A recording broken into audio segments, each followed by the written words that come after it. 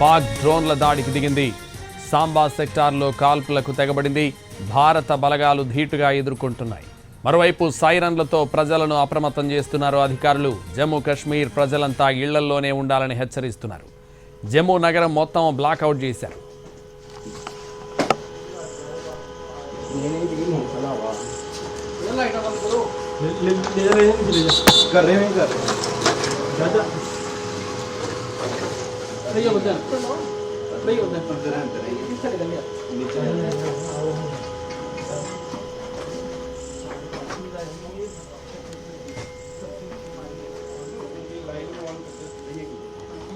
పాకిస్తాన్కు చెందిన F-16 యుద్ధ విమానాన్ని భారత్ కూల్చేసింది. పంజాబ్లోని పఠాన్కోట్ ఎయిర్ ఫోర్స్ స్టేషన్ను పాకిస్తాన్ టార్గెట్ చేసింది. భారత్పై దాడికి F-16 యుద్ధ విమానం దూసుకురాగా దాన్ని భారత్ కూల్చివేసింది. పఠాన్కోట్ ఇండియన్ ఎయిర్ ఫోర్స్కు అత్యంత కీలకం. 3 ఏళ్ల క్రితం కూడా ఓ యుద్ధ విమానాన్ని భారత్ కూల్చేసింది. भाई ये जो रेड रेड आप देख रहे हो ना, ये हमारे डिफेंस की है। तो आप देख रहे हो कितने सारे जा रहे हैं। ये मेन हमारी छन्नी सिटी है, जम्मू मेन में हो रहा है ये। वो देखो फुल स्केल वॉर है भाई, ये full scale war.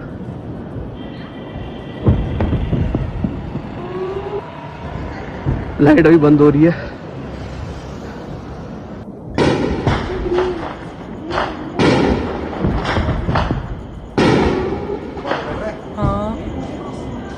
Red light दिख रही है बस।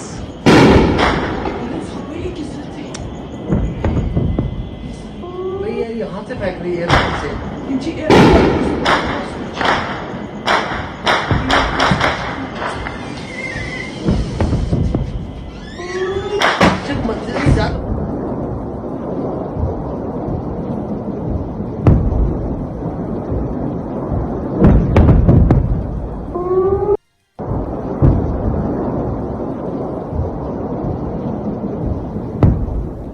పాకిస్తాన్కు చెందిన F-16 యుద్ధ విమానాన్ని భారత్ కూల్చేసింది.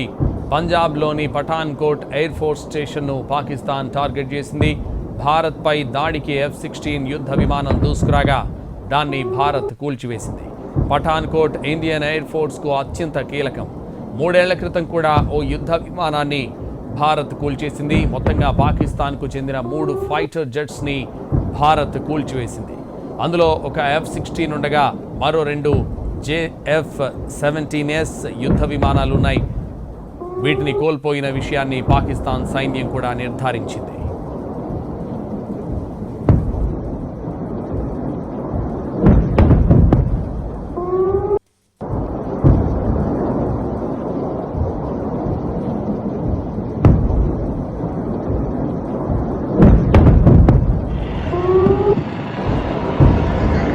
लाइट अभी बंद हो रही है भाई, पाकिस्तान की गांड मारनी पड़ेगी। इंडियन आर्मी को पूरा सपोर्ट है, पूरा खत्म कर दो सालों में। लाइट्स बंद हो गई, देखो साइड लाइट्स बंद हो रही है। तो भाई जो भी लोग JNK के बाहर रह रहे हैं, इस वीडियो को ज़्यादा से ज़्यादा देखो। ये कारियाना हरकत है पाकिस्तान की। देखो पूरा ब्लैकआउट हो गया। ये मेन सिटी है भाई, ये नीचे एयरपोर्ट है। जो हमारा इंडियन आर्मी का एयरपोर्ट है ना, ये रेड वाले वहां से निकल रहे थे अभी, और ये बीच में इनका मेरा ख्याल से कोई फाइटर जेट आया होगा, तो उसी को रिटेलिएट कर रहे थे। भाई ये जो रेड रेड आप देख रहे हो ना, ये हमारे डिफेंस की है। तो आप देख रहे हो कितने सारे जा रहे हैं। ये मेन हमारी छन्नी పాకిస్తాన్కు చెందిన F-16 యుద్ధ విమానాన్ని భారత్ కూల్చివేసింది. పంజాబ్లోని పఠాన్కోట్ ఎయిర్ ఫోర్స్ స్టేషన్ను పాకిస్తాన్ టార్గెట్ చేసింది. భారత్పై దాడికి F-16 యుద్ధ విమానం దూసుకురాగా దాన్ని భారత్ కూల్చివేసింది. పఠాన్కోట్ ఇండియన్ ఎయిర్ ఫోర్స్కు అత్యంత కీలకం. 3 ఏళ్ల క్రితం కూడా ఓ యుద్ధ విమానాన్ని భారత్ కూల్చివేసింది. మొత్తంగా పాకిస్తాన్కు చెందిన 3 ఫైటర్ జెట్స్ని భారత్ కూల్చివేసింది. అందులో ఒక F-16 ఉండగా మరో 2 JF-17S యుద్ధ విమానాలున్నాయి.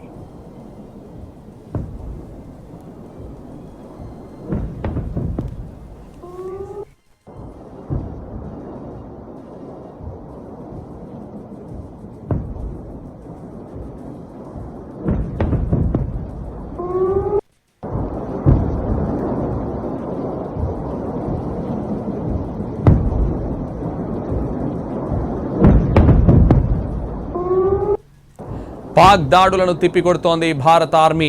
F-16 యుద్ధ విమానాన్ని కూల్చివేసింది భారత ఆర్మీ. సరిహద్దులు దాటి భారత్లోకి ప్రవేశించిన F-16 యుద్ధ విమానాన్ని కూల్చివేసింది భారత ఆర్మీ.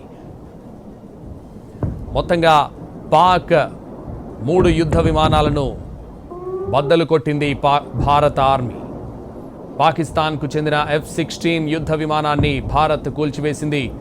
పంజాబ్లోని పఠాన్కోట్ ఎయిర్ ఫోర్స్ స్టేషన్ను పాకిస్తాన్ టార్గెట్ చేసింది. భారత్పై దాడికి F-16 యుద్ధ విమానం దూసుకురాగా దాన్ని భారత్ కూల్చివేసింది. పఠాన్కోట్ ఇండియన్ ఎయిర్ ఫోర్స్కు అత్యంత కీలకం.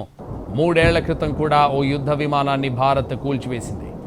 మొత్తంగా పాకిస్తాన్కు చెందిన 3 ఫైటర్ జెట్స్ని భారత్ కూల్చేసింది. అందులో ఒక F-16 ఉండగా మరో 2 JF-17S యుద్ధ విమానాలున్నాయి. పాకిస్తాన్ F-16 యుద్ధ విమానాలను అమెరికా నుంచి సమకూర్చుకుంది. ఉగ్రవాదంపై పోరు కోసం అమెరికా వీటిని పాక్ ఇచ్చింది. వీటిని యుద్ధాలకు వినియోగించకూడదనే నిబంధన ఉంది. అయితే పాక్ మాత్రం దాన్ని భారత్పై దాడికి ఉపయోగించింది. గతంలో F-16 కూలినప్పుడు కూడా అదేం లేదంటూ పాక్ బుకాయించింది.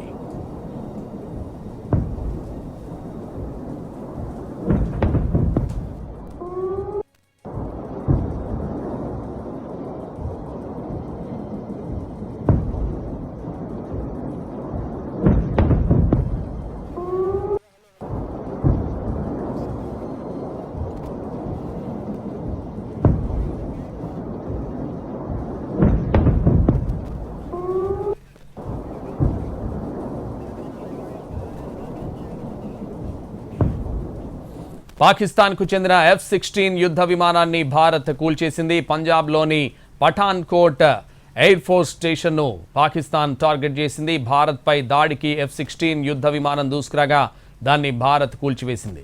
పఠాన్కోట్ ఇండియన్ ఎయిర్ ఫోర్స్కు అత్యంత కీలకం. 3 ఏళ్ల క్రితం కూడా ఓ యుద్ధ విమానాన్ని భారత్ కూల్చేసింది. మొత్తంగా పాకిస్తాన్కు చెందిన 3 ఫైటర్ జెట్స్ని భారత్ కూల్చేసింది. అందులో ఒక F-16 ఉండగా మరో 2 JF-17S యుద్ధ విమానాలున్నాయి. పాకిస్తాన్ F-16 యుద్ధ విమానాలను అమెరికా నుంచి సమకూర్చుకుంది. ఉగ్రవాదంపై పోరు కోసం అమెరికా వీటిని పాక్ ఇచ్చింది. వీటిని యుద్ధాలకు వినియోగించకూడదనే నిబంధన ఉంది. అయితే పాక్ మాత్రం దాన్ని భారత్పై దాడికి ఉపయోగించింది. గతంలో F-16 కూలినప్పుడు కూడా అదేం లేదంటూ పాక్ బుకాయించింది. ఇక ఇదే విషయానికి సంబంధించి మరింత తాజా సమాచారం మా ప్రతినిధి దినకర్ లైవ్లో అందిస్తారు. దినకర్,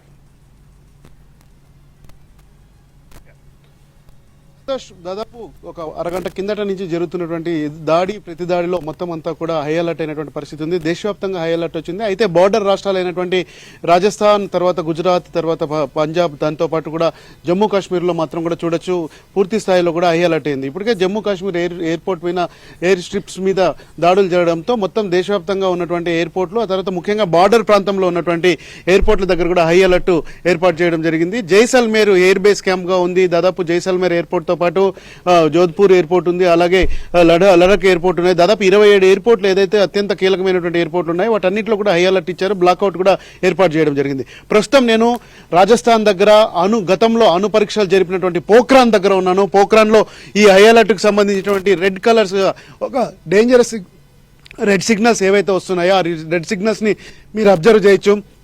మొత్తం అంతా కూడా రాజస్థాన్లో ఉన్నటువంటి 22 జిల్లాల్లో కూడా మొత్తం ఇక్కడ జైసల్మేర్కి సంబంధించి ప్రాంతాల్లో మొత్తం అంతా కూడా బ్లాక్అవుట్ అనౌన్స్ చేశారు. చాలా గ్రామాలన్నీ కూడా చీకటిమయమయ్యాయి.